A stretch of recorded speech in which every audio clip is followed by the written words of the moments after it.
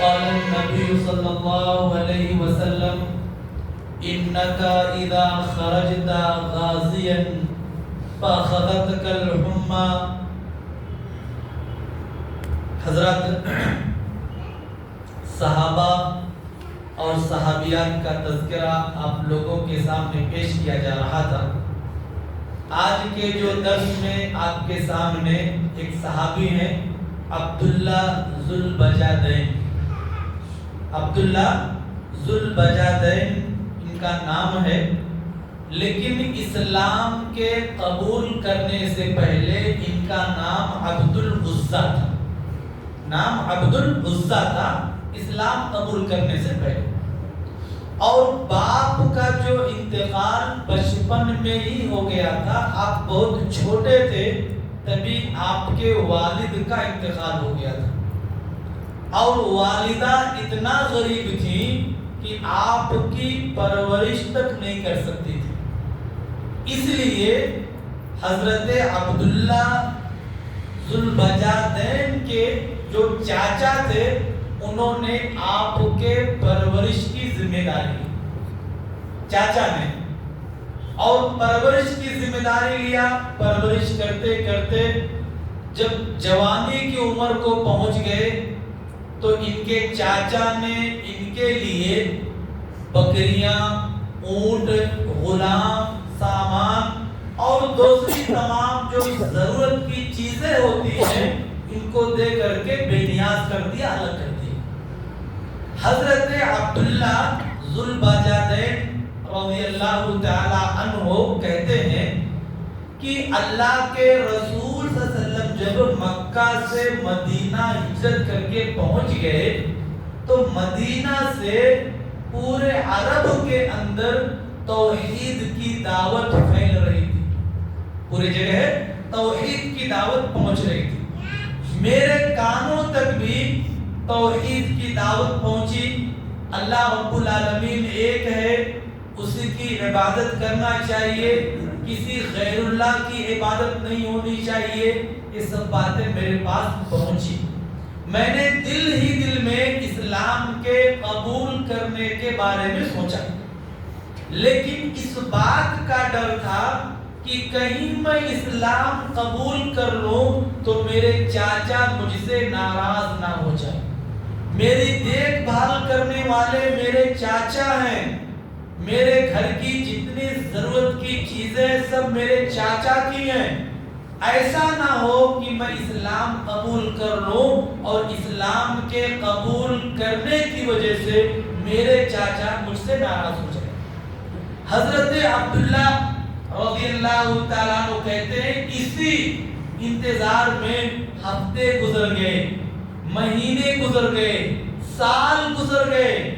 میں انتظار کرتا رہا کہ میرے چاچا اسلام قبول کرے تو میں بھی اسلام قبول کروں. میں اپنے چاچا کے پاس کبھی کبھی نبی کی خوبیاں اور صحابہ کرام کی خوبیاں بیان کرتا تاکہ ان کے دل میں اسلام کی محبت آئے، صحابہ کی محبت آئے، یہ لوگ اسلام قبول کر لیں تو میں بھی اسلام قبول کروں. لیکن حضرت عبداللہ رضی اللہ تعالیٰ عنہ کہتے ہیں کہ میں انتظار کرتا رہا، سالوں گزر گئے اور سال گزرنے کے بعد بھی میرے چاچا ایمان نہیں لا رہے. تو میں نے کیا کیا، جب اللہ کے رسول صلی اللہ علیہ وسلم مکہ فتح کرنے کے لیے آئے، یعنی مکہ سے مدینہ گئے، مدینہ سے ہی یہ دعوت پھیل رہی ہے. میں انتظار کر رہا ہوں، کئی سال ہو گئے، کئی مہینے ہو گئے. میرے دل نے اللہ کو ایک مان لیا تھا، میرے دل میں نبی کی محبت آ چکی تھی، میرے دل میں صحابہ کرام سے محبت ہو گئی تھی، لیکن اس کا اظہار ابھی میں نے کسی سے نہیں کیا تھا. اپنے چچا کا انتظار کر رہا تھا میں، لیکن میرے چچا اتنے دشمن اسلام کے، مسلمانوں کے، اللہ کے رسول کے، قرآن کے، حدیث کے، کہ ان کے دل میں ذرا برابر بھی نہ اللہ کے رسول کی محبت ہے نہ اسلام کی محبت ہے. تو جب مکہ فتح ہو گیا، صحابہ کرام اللہ کے رسول صلی اللہ علیہ وسلم کے ساتھ آئے، مکہ فتح کر لیے. مکہ کو پاک کر کے بتوں سے جب واپس مدینہ کو گئے تو میں جا کر کے اپنے چچا سے کہتا ہوں کہ چچا جان دیکھیے میں بہت دن سے آپ کے اسلام کے قبول کرنے کا انتظار کر رہا ہوں لیکن آپ کے اندر کوئی تبدیلی نہیں آ رہی، آپ کا حال وہی ہے جو پہلے تھا، اتنے سال گزر گئے، اتنا سب کچھ ہو رہا ہے، مکہ بھی فتح ہو گیا، مکہ سے جو بت تھے بتوں کو بھی گرا دیا گیا، اب مکہ کے اندر چند گنے چنے لوگ بچے ہیں جو شرک اور کفر میں ہیں، باقی قبیلے خاندان سب اسلام قبول کر رہے ہیں، میری خواہش ہے کہ آپ بھی اسلام قبول کر لیں، اور مجھے اپنی عمر پر اب بھروسہ نہیں ہے، اور سنیے میں اسلام قبول کرنے جا رہا ہوں، یہ انتظار بہت ہو گیا، اب صبر کا پیمانہ لبریز ہو چکا ہے، اب میں اسلام قبول کرنے کے لیے جا رہا ہوں۔ جیسے ہی چچا نے جب سنا کہ ذوالبجادین رضی اللہ تعالیٰ عنہ اسلام قبول کرنے جا رہے ہیں تو ان کو فل غصہ آ گیا، وہ چچا جو ابھی تک آپ کو سب سے عزیز سمجھتے تھے، اپنے ضرورت کی تمام چیزوں کو ان کو دیا کرتے تھے، یہ تم لے لو، آج پہلی بار اتنا غصے میں چچا آئے ہیں، اور کس وجہ سے؟ صرف اسلام کا نام لینے کی وجہ سے، اسلام قبول کرنے کے جرم میں اتنا غصہ۔ کہتے ہیں عبداللہ تم کو پتا ہے تم نے کیا کہا ہے؟ اگر اسلام تم قبول کرو گے، اسلام قبول کرو گے تو اسلام قبول کرنے کے جرم میں آپ کو تمام کی تمام چیزیں جو میں نے تم کو دیا ہے واپس کرنا پڑے گا، کچھ بھی نہیں بچے گا تمہارے پاس، یہ جو تم لباس پہنے ہو یہ میرا دیا ہوا ہے، یہ تمہارے پیر میں جو جوتے پڑے میرے دیے ہوئے ہیں، جس گھر میں تم رہتے ہو گھر میرا ہے، جو گھر کے اندر چیزیں سب میری ہیں، اگر تم نے اسلام کا نام لیا اور اسلام کے قبول کرنے کا اعلان کیا تو یہ سب چیزیں مجھے واپس کرنا پڑے گا، تم پہلے کے طریقے سے غریب بن جاؤ گے، تنگ دست بن جاؤ گے، مفلس لاچار اور مجبور بن جاؤ گے، اس لیے سوچ سمجھ کر کے فیصلہ کرنا۔ کتنا بڑا سوال، آپ اندازہ لگائیں کہ ایک آدمی جس کی زندگی بڑے شان سے گزر رہی، ہر چیز کی سہولت ان کے اپنے گھر میں موجود ہے، ہر چیز کی ضرورت جو تھی ان کے پاس موجود تھی، لیکن صرف ایک کلمہ کے پڑھنے کی وجہ سے، توحید کا اقرار کرنے کی وجہ سے، تمام کے تمام بتوں کو چھوڑنے کی وجہ سے اتنی بڑی سزا ان کو ملنے والی ہے کہ پورا کا پورا سامان، گھر اور جو بدن پہ لباس ہے اس کو بھی واپس کرنا پڑے گا۔ حضرت عبداللہ ذوالبجادین رضی اللہ تعالیٰ عنہ فرمایا کہ اے چچا جان مجھے منظور ہے آپ کی دی ہوئی تمام چیزیں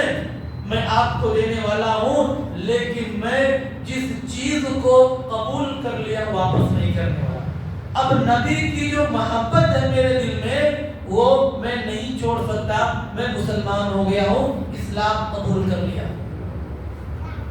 لکھتے ہیں مورخین کہ ان کے چچا عبداللہ، ان کے جو چچا تھے عبداللہ ذوالبجادین کے، انہوں نے تمام کی تمام چیزوں کو واپس کر لیا، سب چیزوں کو،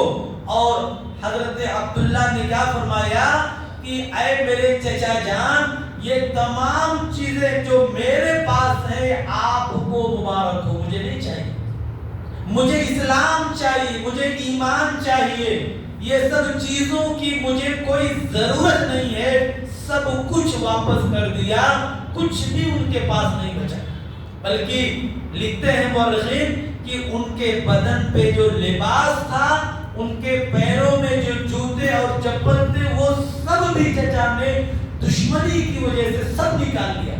سب کچھ لٹا دیے، لیکن اپنے ایمان کی حفاظت کرتے ہوئے اپنے ماں کے پاس پہنچے۔ بعض مورخین نے تو یہاں تک لکھ دیا ہے کہ ایک دم ننگے ہوں گے، کچھ بھی نہیں تھا ان کے بدن پر،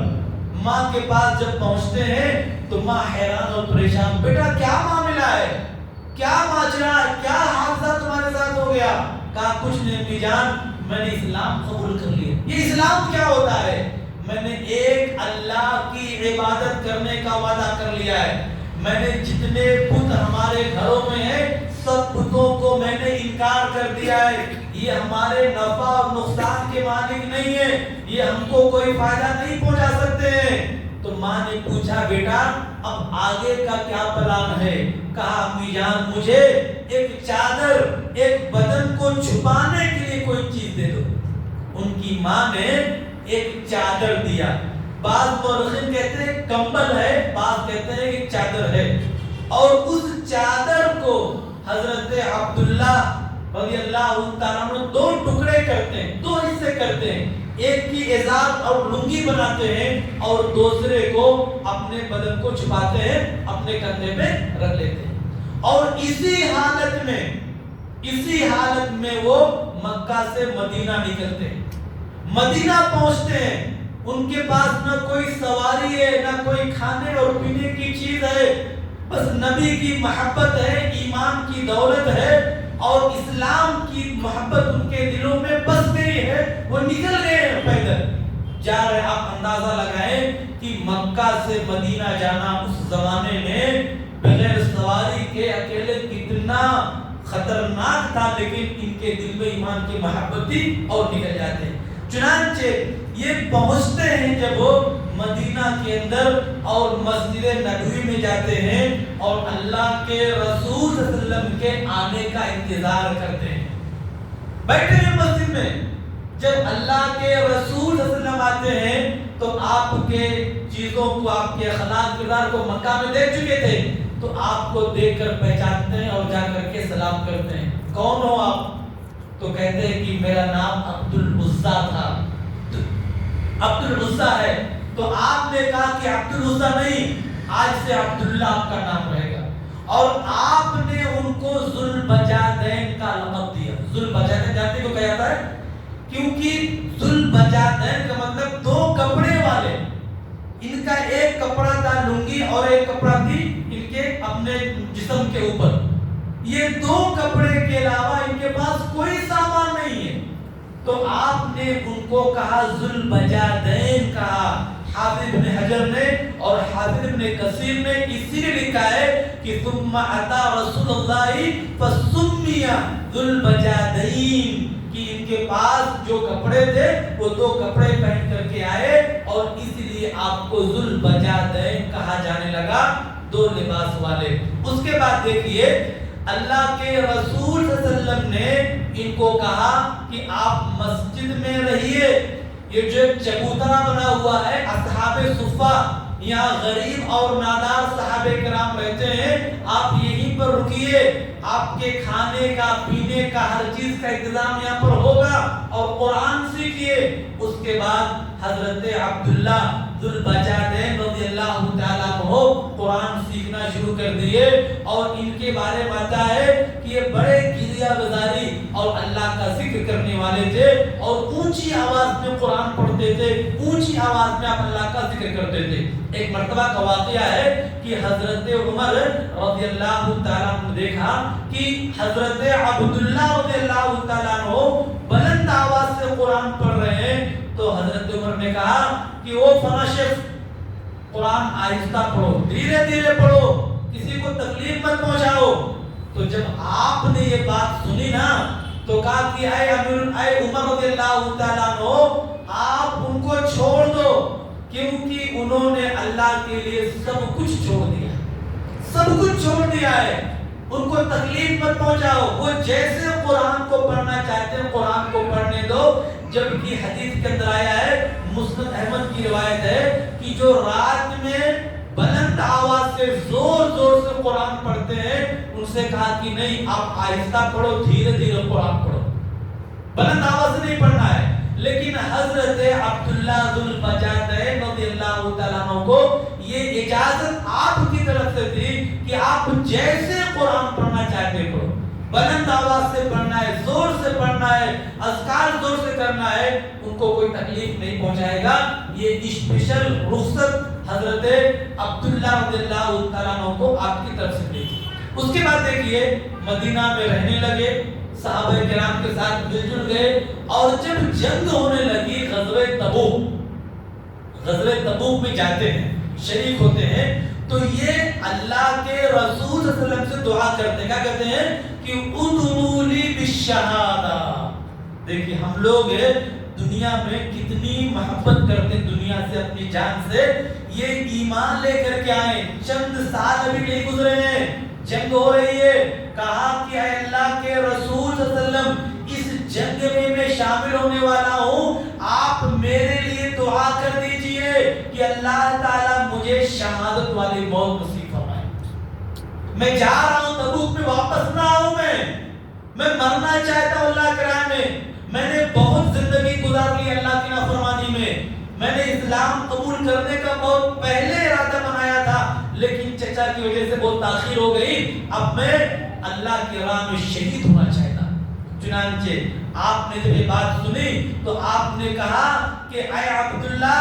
جاؤ فلاں درخت کا ایک چھلکا لے کر کے آؤ۔ لکڑی جو رہتی ہے، لکڑی کے اوپر ایک چھلکا رہتا ہے، جو جھاڑ رہتے ہیں، چھلکا، کہا کہ جاؤ لے کر کے آؤ۔ جاتے ہیں حضرت عبداللہ ذو البجادین، وہ جو درخت کے اوپر کا جو چھلکا رہتا ہے اس کو لے کر کے آتے ہیں، اور اس کو کیا کرتے ہیں، اللہ کے رسول صلی اللہ علیہ وسلم عبداللہ کے بازو میں باندھ دیتے ہیں،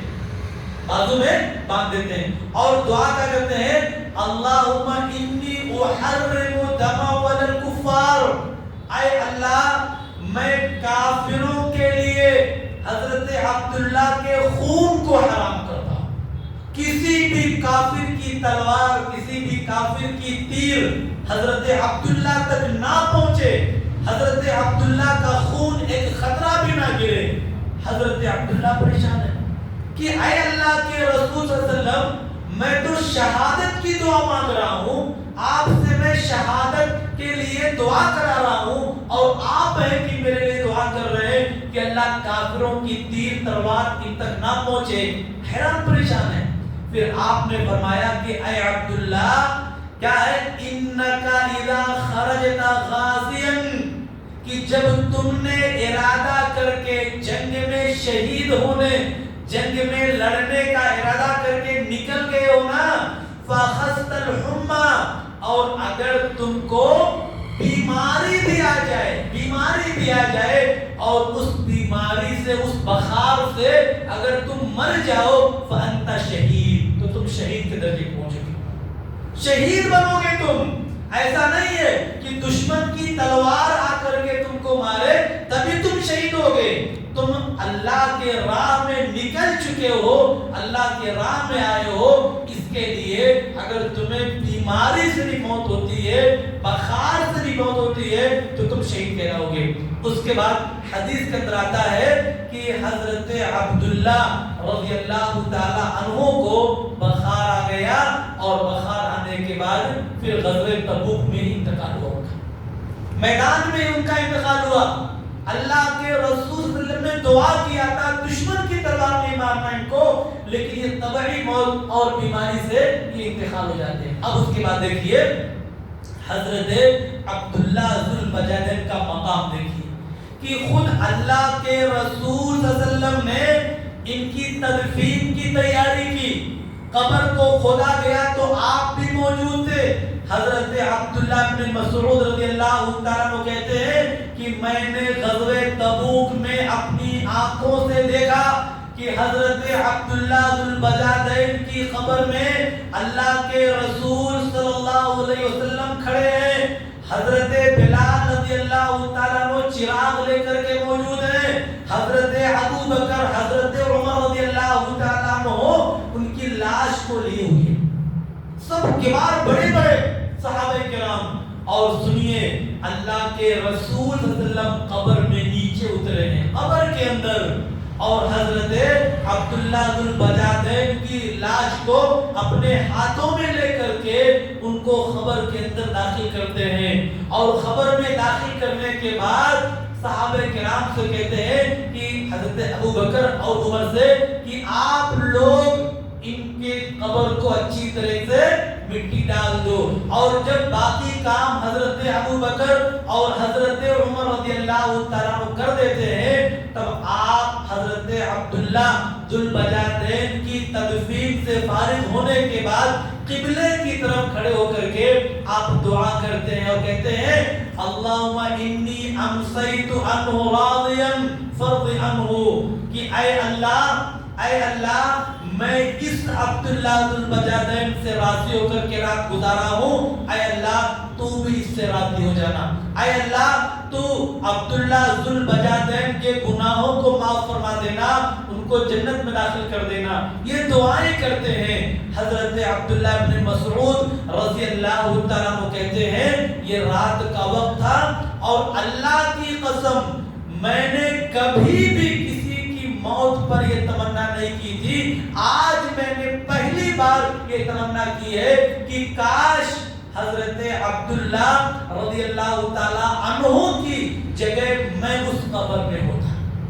میرے اندر ایک ارمان آیا کہ کاش میں اس قبر میں ہوتا۔ حضرت ابو بکر اٹھائے ہوئے ہیں، حضرت عمر اٹھائے ہوئے ہیں، حضرت بلال چراغ روشن کیے ہوئے ہیں، اللہ کے رسول خود قبر میں گئے ہیں، اللہ کے رسول اپنے ہاتھوں سے اپنے ہاتھ مبارک سے آپ کو دفن کر رہے ہیں اور دفن کرنے کے بعد دعا کر رہے ہیں۔ یہ سب سوچ کر کے میرے دل میں یہ ارمان آیا، کہتے ہیں حالانکہ میں نے عبداللہ سے 15 سال پہلے اسلام قبول کیا تھا۔ حضرت عبداللہ ذوالبجادین کے اسلام قبول کرنے کے 15 سال پہلے میں نے اسلام قبول کیا تھا، لیکن اور میں نے صحابہ کرام کے ساتھ ایسا معاملہ نہیں دیکھا جو ان کے ساتھ میں نے معاملہ دیکھا۔ تو یہ حضرت عبداللہ ذوالبجادین کا واقعہ ہے۔ آپ یہاں پر دیکھیں کہ جو اللہ کے لیے سب کچھ چھوڑ دیتا ہے، اللہ تعالیٰ اس کا مقام اور مرتبہ کتنا عظیم کر دیتا ہے، کتنا بڑا بنا دیتا ہے کہ حضرت ابو بکر اور حضرت عمر جیسے بڑے بڑے صحابہ کرام خلیفہ راشد اپنے ہاتھوں میں لی ہوئی، وہ بھی گھر میں نہیں ہے، جنگ کے میدان میں ہے۔ جنگ کے میدان میں عام طور سے کیا ہوتا ہے، اتنی رعایت نہیں ہوتی ہے، ایک خبر میں 3 4 لوگوں کو داخل کیا جاتا ہے، اور ہر خبر کے بعد حضرت ابو بکر عمر نہیں پہنچ پاتے، نبی نہیں پہنچ پاتے، لیکن یہاں ان کی خبر کے پاس پورے لوگ موجود ہیں، رات میں دفن کیا گیا ان کو، اور ان کے تدفین کے بعد آپ نے ان کے لیے خصوصی دعا کی۔ تو دیکھیے اسلام جب آدمی قبول کرتا ہے تو اللہ رب العالمین اس کا مقام اور مرتبہ کتنا بلند کر دیتا ہے۔ تو یہ ہے عبداللہ ذوالبجادین کے اسلام قبول کرنے کا اور ان کے شہادت ہونے کا واقعہ جو آپ کے سامنے پیش کیا گیا۔ اللہ تعالیٰ ہم تمام لوگوں کو قرآن اور حدیث کے مطابق زندگی گزارنے کی توفیق عطا فرمائے۔ اللہ تعالیٰ ہم تمام لوگوں کو صحابہ کرام کے نقش قدم پہ چلنے، ان کی سیرت کو سننے، عمل کرنے اور اپنانے کی توفیق عطا فرمائے۔